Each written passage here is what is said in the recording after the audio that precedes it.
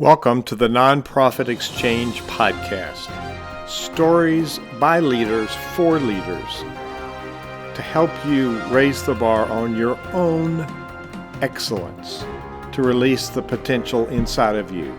Now, here's today's podcast.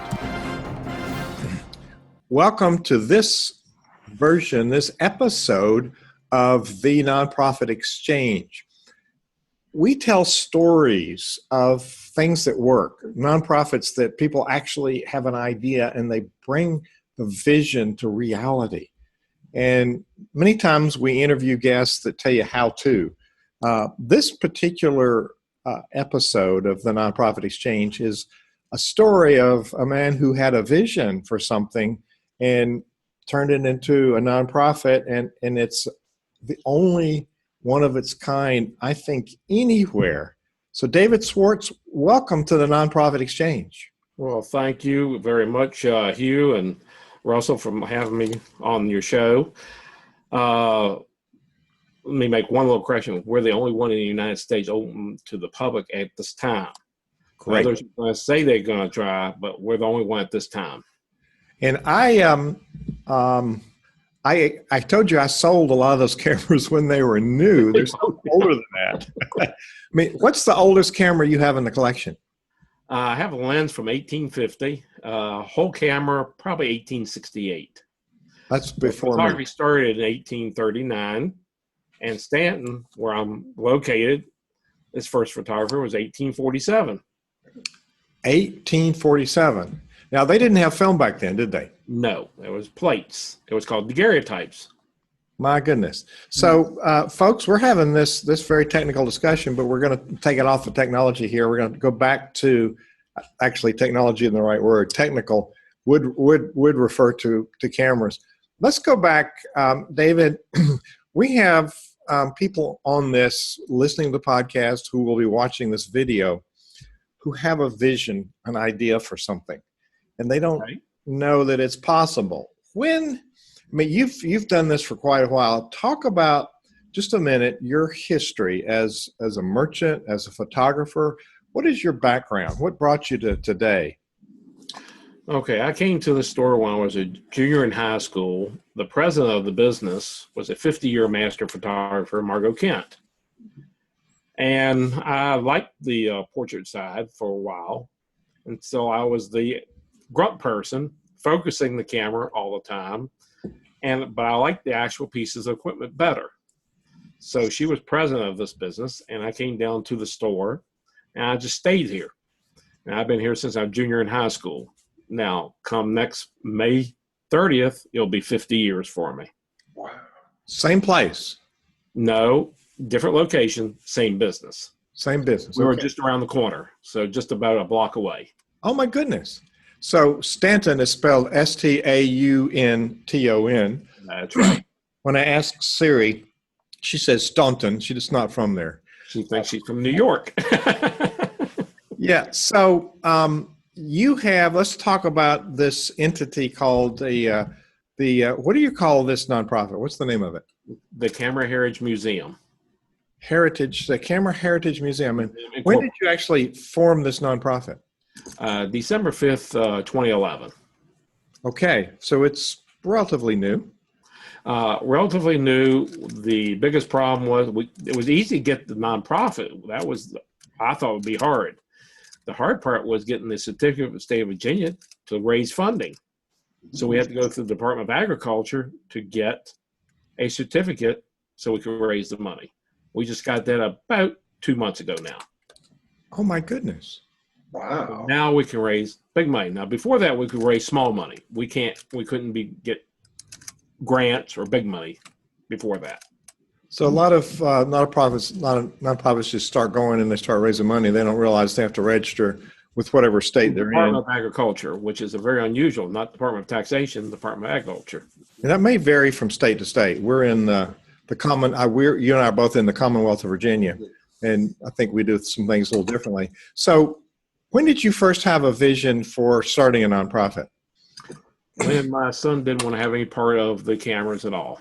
And I just didn't want to start selling off the collection. Back up from there. When did you start the collection? I started the day after I came to the store.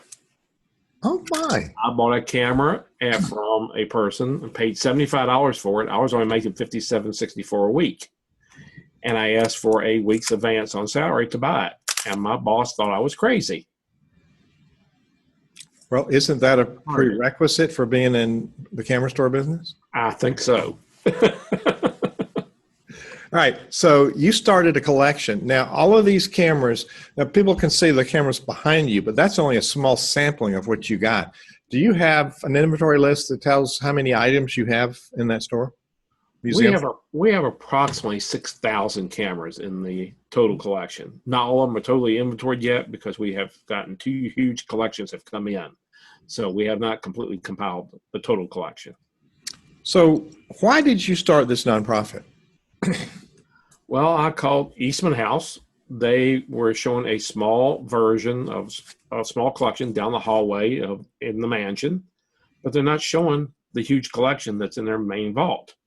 And they said they're never going to show it. Then I talked to Smithsonian. They had 2 actually small cases just like what's behind me, and that's what they were showing cameras.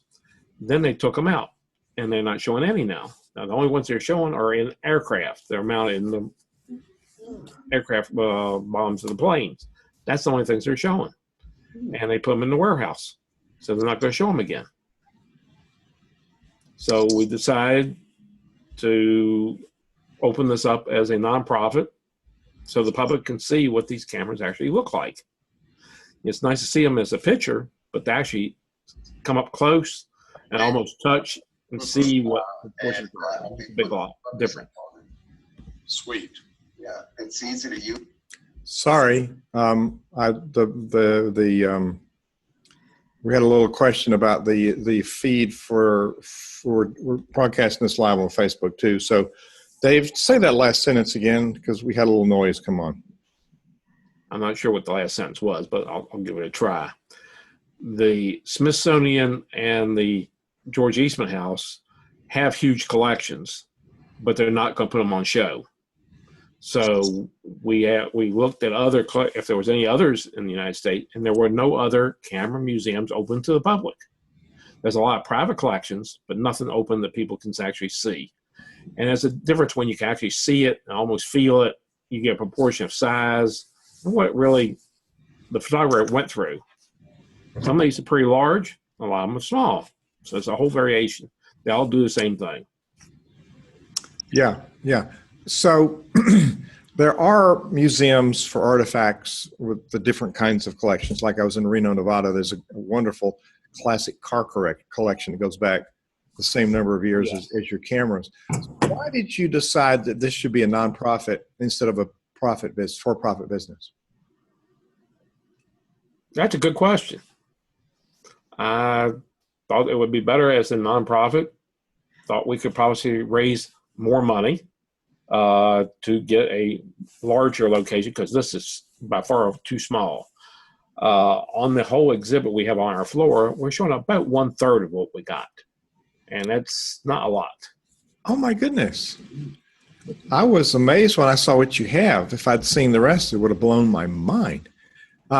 So an awful lot of people, I meet an awful lot of people with ideas, and they're straddling the fence. Should I have a for-profit business? Should I have a nonprofit? Now, there's lots more regulations with a nonprofit side as far as how you manage the money. And once you put all the cameras in the collection, that belongs to the nonprofit, and that's right. Take them home yourself. So yes, you're right. There's I think when you and I spoke, I teach nonprofits. There's 8 streams of revenue that can fund. And David, what I see here is you've created a legacy. I like to think that, but it's not about me. I just like to see these things preserved because the next generation has no concept of what film cameras are anything about.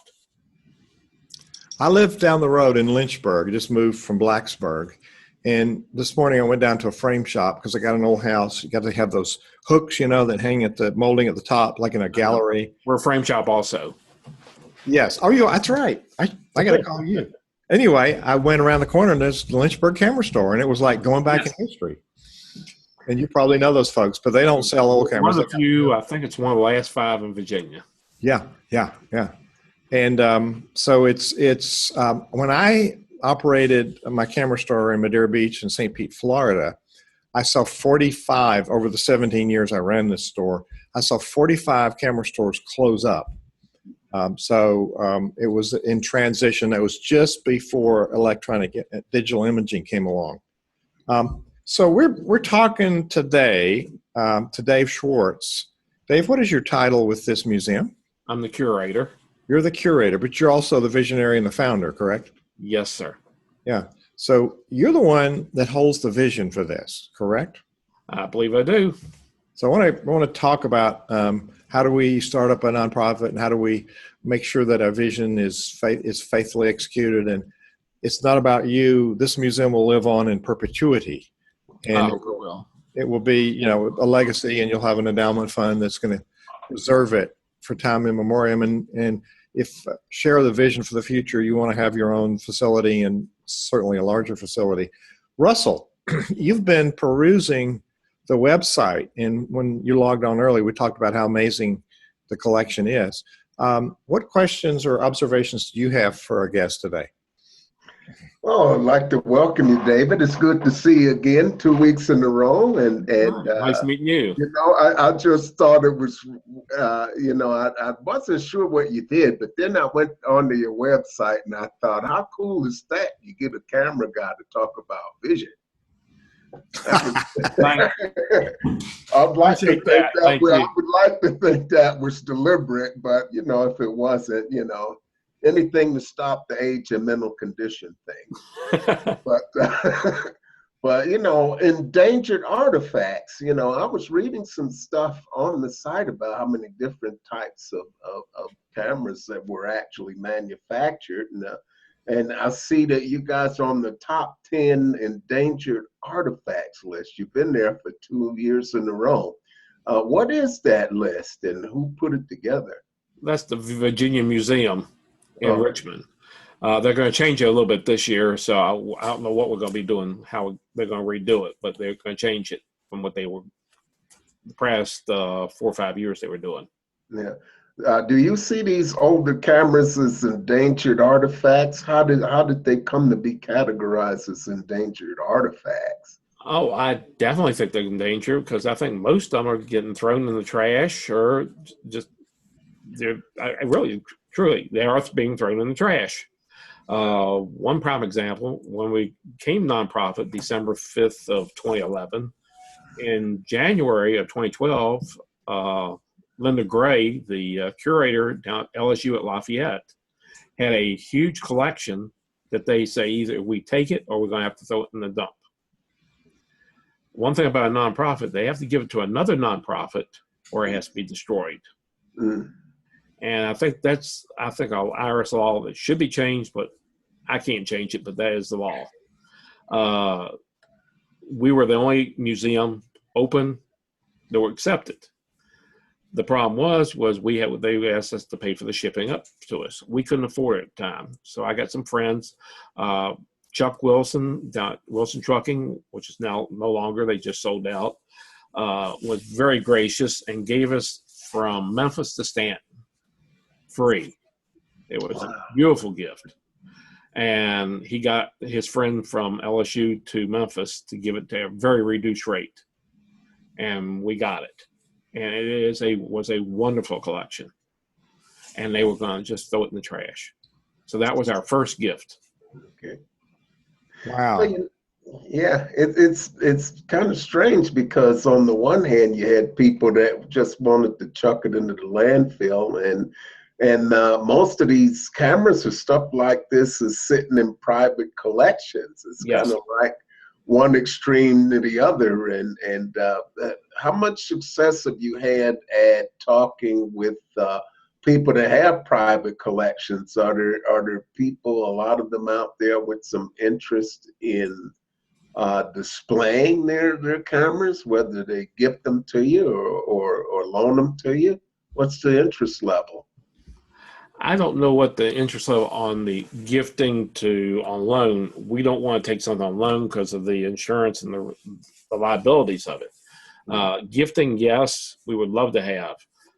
The problem is the families, this is an older generation who loves these cameras. I mean, they've had them for the years and they become like family.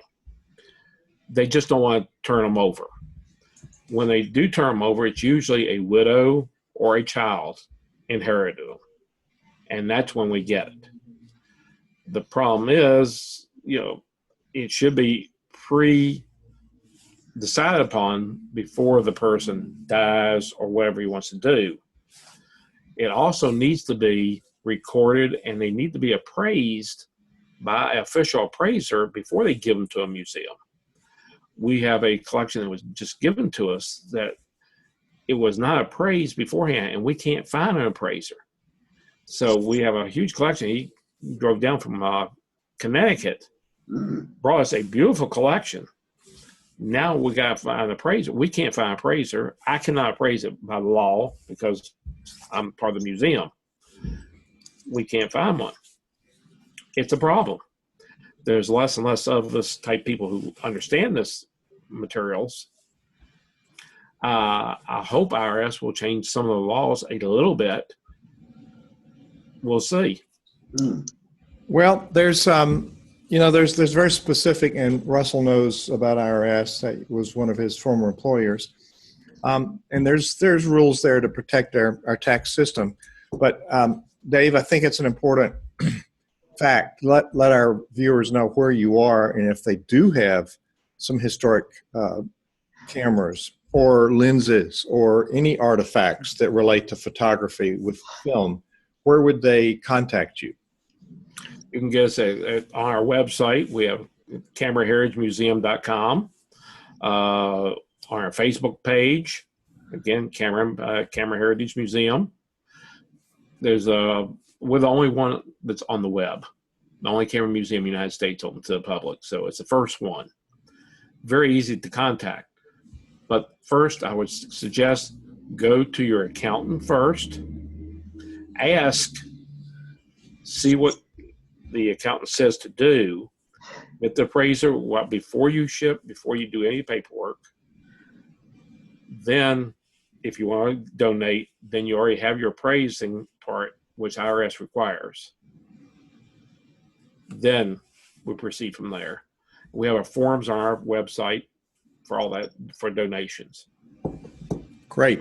But the main thing is the appraising first. Appraising first, make sure there's a bona fide value.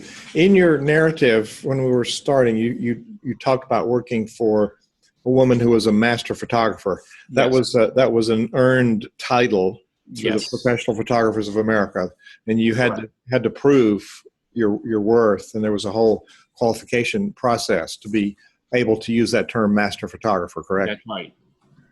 And that was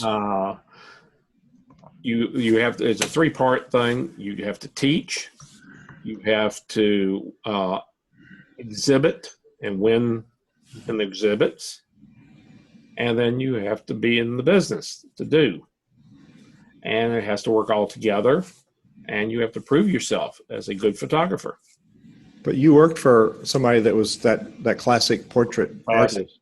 And I got and won my points and everything. And I went to Winona School of Photography and got mine. You did? And proceeded on. I've just stayed and done this. So you're more intrigued by the equipment than you are on the actual photography side. Like the portrait side, still do a little bit of it, but I like the camera part better. Well, before we talk, and then the other one you were talking about, the Eastman house, that was George Eastman. That's right. And that was Eastman Kodak. That's right. And a lot of people don't know what the word Kodak means. It means nothing. He made it up. Yeah. Yeah, next time he'll dream up something wackier like Polaroid. There's a good question. A lot of people don't understand. Dr. Land did not create instant photography. It was a tintype. He was a chemical engineer. He just speeded up the process and put it on paper. That was it. Actually, there's a lot of people that made things happen that didn't think it up. Like the Wright brothers, they weren't the first ones to fly, and they didn't invent it; it already existed. They just were famous for making it work. So, Dave, we're going to do something visual, so the people listening to the podcast can go to the website and look at our video. Do you have any show and tell things you want to show us? Oh, I got a beautiful one right here. This happens to be a combat graphic from the Korean War. It had interchangeable lenses. This thing was, they called it Gulliver's Contacts. It was a great product. What was its purpose? What was it used for? Aerial. This aerial reconnaissance, you just wind it up on the bottom and fire. 50 pictures on a roll. And what was unique about the film that it shot on? It was 70 millimeter, which is 3 to 4 times larger than 35. So it gave a lot bigger resolution, a lot better clarity. There was real high resolution, right? Yes. Yeah. Matter of fact, the lenses were made by Schneider Kreuznach in Germany. Wow. What else do you have there? We got the, this is what most of the press photographers after the war, the Nikon F. This was what you saw at all the newspapers,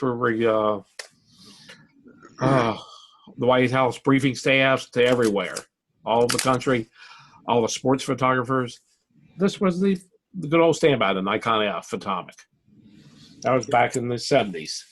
Nikon really made inroads into the newspaper market because they dominated that market, didn't they? For a little while, yes, they did. Well, now it's Canon, Nikon, back and forth. They jostle back and forth. One little camera I have, and I think this is quite a nice little camera. This was owned by Bernie Boston. Bernie Boston was a famous White House photographer representing the Washington Star, then LA Times. And this was the actual camera used when Ronald Reagan was shot. The images that you saw in the newspaper was taken with this camera. Wow. It's got a story behind it. What was real nice, Bernie and I were personal friends. His widow was on my board of this museum for the first 5 years. So I've got a lot of his collection. One of the probably my finest camera I love, and this just walked in the door, was this camera. And it looks like just a big old piece of military piece of junk, but it was the actual camera used at Pearl Harbor by the Japanese. Oh my goodness. It was made by Konica. 120 roll film, and it works perfectly as good as the day it was made. Now, Konica had a really high quality product. I remember calling around looking for some lenses and somebody telling me that all the people that had worked at Canon at the time, their personal cameras were Konica because the lens quality was so much better. The Hexar lenses were wonderful lenses, yes. And it's an example like Sony really invented VHS, but they went on to perfect the format to go beta, but they weren't good at marketing, and they licensed JVC to market it. And right. They weren't good at marketing. They were good at inventing things. They've done many mistakes throughout their years, yes. Yeah. So proprietary, yes. Yeah, Konica was really good at manufacturing. They didn't quite get their marketing piece together. I think Nikon almost gave away cameras. Maybe they did give away cameras to significant press photographers. So yes. They immersed themselves in that market and owned that market. That's right. And I do have one of the military Leicas. Leica being the prestigious of all the cameras. It's the only camera that was allowed in the courtroom for many, many years because it was so quiet. There's no mirror. No mirror. There's a rangefinder. Now, this particular one is the K7A, which is the U.S. military. They only made 550 of these for the U.S. military. And it's brass underneath there, isn't it? Brass underneath it, yes. Yeah, and the chrome ones are chrome on top of brass, and they're pretty heavy and substantial. Yes. I understand up to a certain point, maybe it's any of them, every Leica that was ever made is worth more used than it was new. I would say 99.9% of them, yes. There's a couple duds, but very few. Leica is very good. That's amazing. It's an appreciating asset, unlike other items. So the name Arthur Felig was a famous photographer. Do not know that one. Ouija. Ouija, yes. Ouija. Yes. That was his stage name. It was really his real name was Arthur Feelig. Okay, I knew about Ouija. Yes. So what did he do? Did he have anything from him? No, I do not. I would love to have some. I do have John Wilkes Booth's family album. I have Robert E. Lee's official portrait supposed to be for Washington College. They could not use because he did not button his vest. He did that on purpose because he didn't want to put that suit back on after the war. So it was called improper dress. Wow. Alfred Eisenstadt. Another good one. O. Winston Link. We have one right down the road from us in Lexington. Sally Mann, a wonderful photographer. She does wet plate clothing. She still does. Amazing. So Alfred Eisenstadt was the famous life photographer, right? Yes. And supposedly he had two Leicas, one with a wide angle, one with a slight telephoto, and he took everything with those two cameras.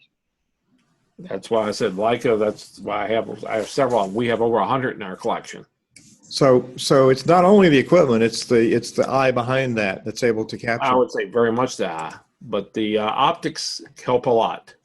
A lot of people think the bodies mean a lot. The body today with electronics, I would say, is about 30% of the total outcome. The lens, I would say, is really 50%, and then the other is if you can know how your eye compose the picture. Yeah. So Leica, the lenses with Leica are just as sharp, wide open as mostly you have to stop down a lens to have it really sharp, and but Leica's well wide designed. open. They were the best because Oscar Bonac, who invented the Leica, had asthma. He couldn't carry these big plate cameras around, so he built a small camera system.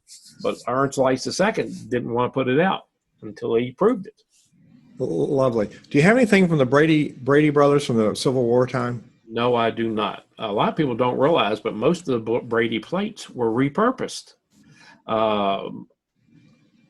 Matthew Brady himself was going blind at the time because of doing daguerreotyping.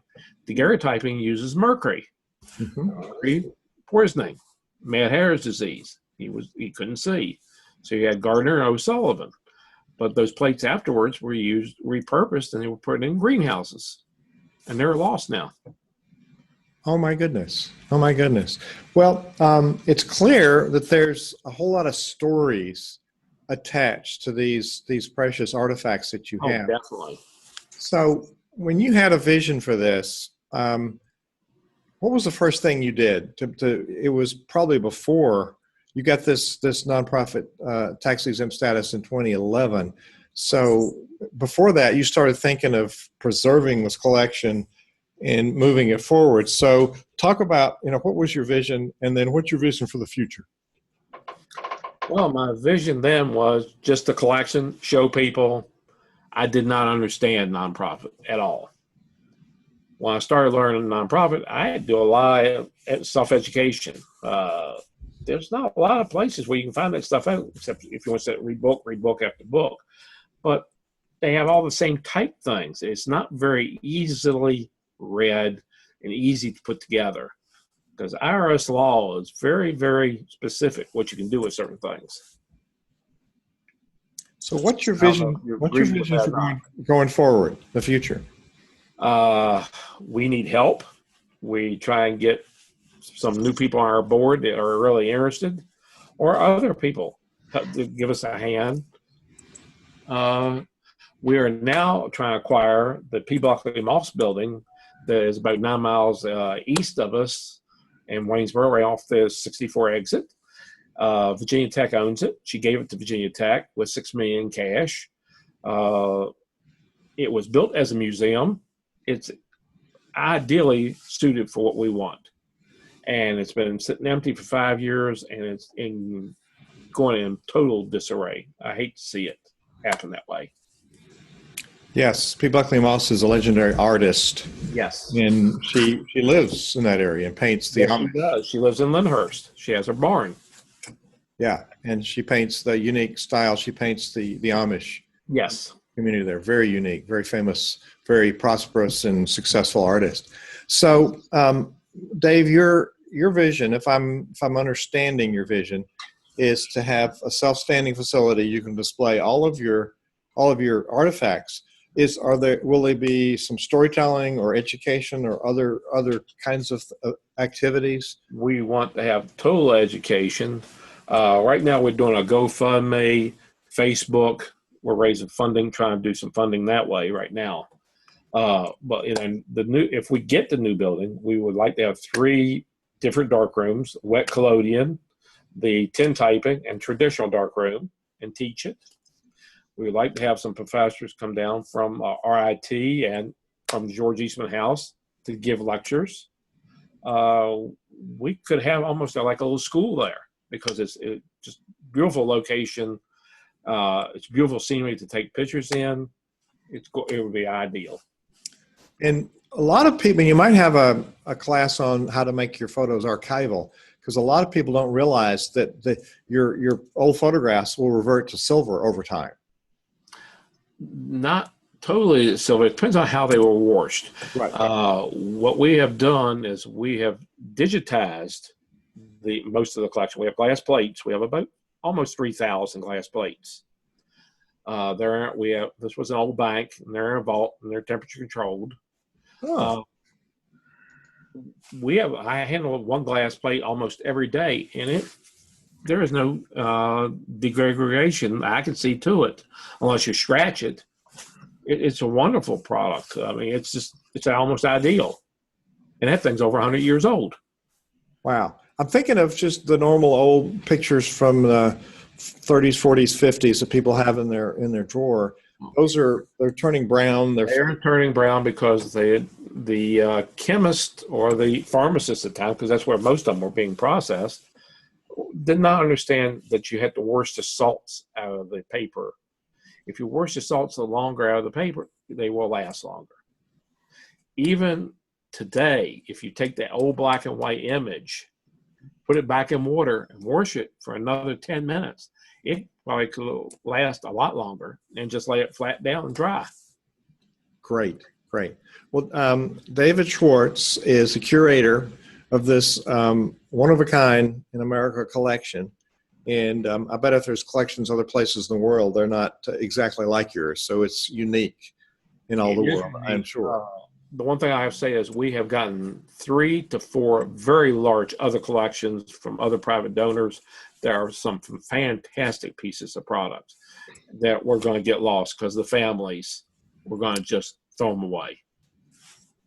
Well, we'd like to publicize that you're taking in collections, and you and I are talking about CenterVision partnering with you to create your future vision, help you think about your board and to grow your revenue streams and to acquire, those buildings and those classes to realize your vision, because it takes more than one person to launch that.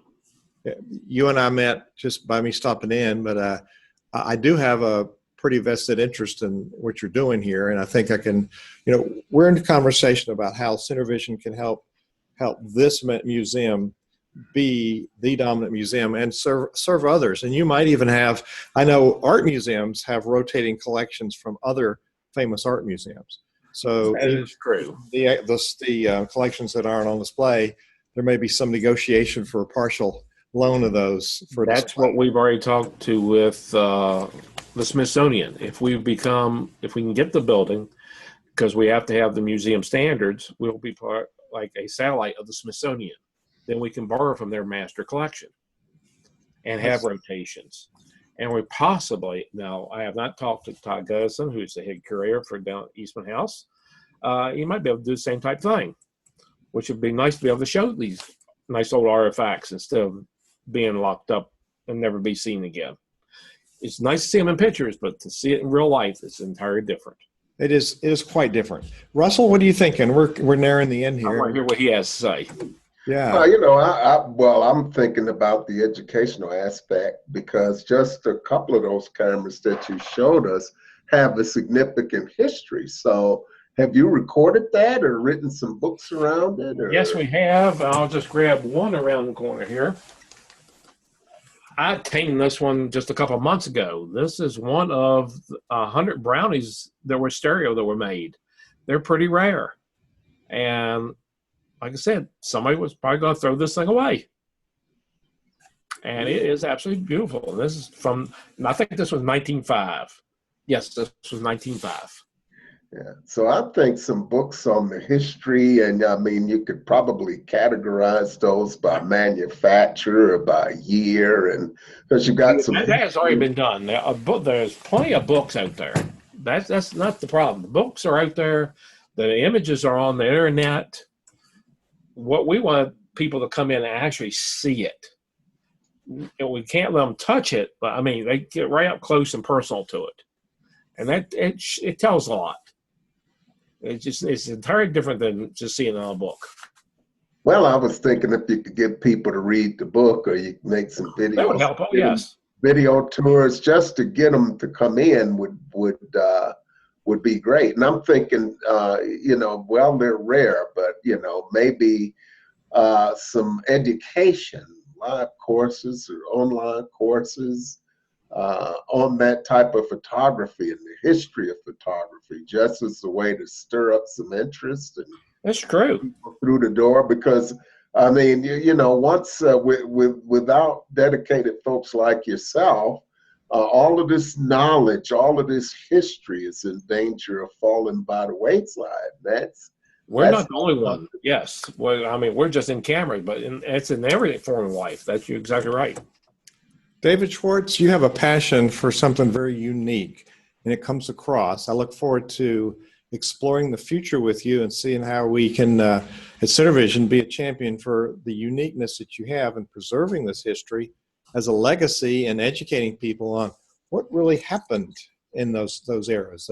John Wilkes Booth, Ronald Reagan, those important places in history where that camera was, and it captured that slice of history. You're in, so am I. I'm in Lynchburg. You're in Staunton. Staunton is a wonderful downtown. It's preserved its history, has a world-class Shakespeare theater there. So wherever you are, you'll be close to that, but you'll be in Waynesboro if you get that building.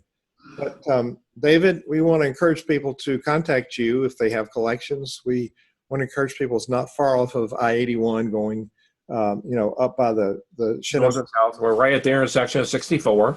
Yeah. And it's easy to get there, and it's not far from getting off the interstate. If you're going north, south, or east or west on one of those interstates, 64 or 81, it's worth popping over there and taking a look. And I think right now, like I said, we're right downtown, and right across the street from us, we have SunTrust Bank, and they have a most wonderful skylight. It's absolutely huge.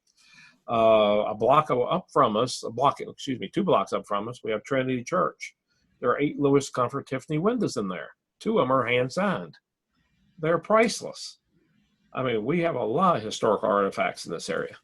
Oh my goodness. Well, David Schwartz, you're taking time from your busy day to share with people. What I want to leave people with is if you have a vision for something, you can make it happen. So put people around you who are competent and make it happen. Don't give up on your vision. I bet you there were times that people wanted you to give up, David, and you said, nope, I'm going to do this. Am I right? I still have people who want me to give up. They want me to retire. I mean, 50 years here, it gets a little tiring, but I love it. And I would love to get some people who are interested in this to come in and help. Well, I'm interested, so we'll be talking more. Russell, thank you for being here today. This is a great thing to share, wasn't it? It is. It's fabulous. And so I put some links up for people to find directions and to donate cameras and information on why to donate. But make sure you go to the CameraHeritageMuseum.com website and just check around. It's just fascinating. I never gave old cameras a thought, and I'm just kind of curious out of the collection how many of those that Hugh actually owned one of over the course of his lifetime. So I had over 2,300 of them were mine. Okay. That's an impressive. Look on Facebook. Every day we put up a new camera and we tell a little something about it. We like to have the new likes on Facebook and Twitter. and look at TripAdvisor. You know, if they're coming through the area, this is a great spot to stop and take a look at. David Schwartz. We have two type of tours. We have a $5 tour. You just walk around, you take a look by yourself. We have a $7.50 tour, which is an audio tour we just started. And if you want a self-guided curator tour myself, it's $20. And I spend well over an hour with you.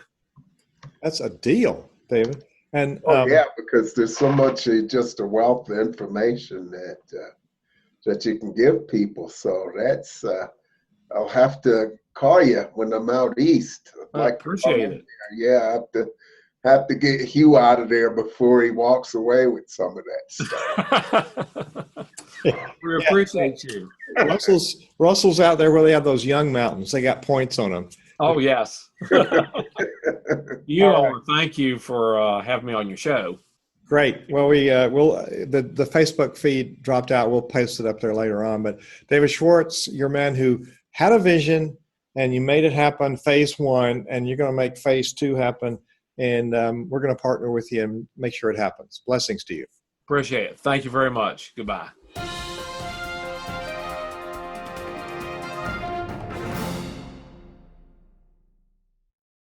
This podcast is a part of the C-Suite Radio Network. For more top business podcasts, visit c-suiteradio.com.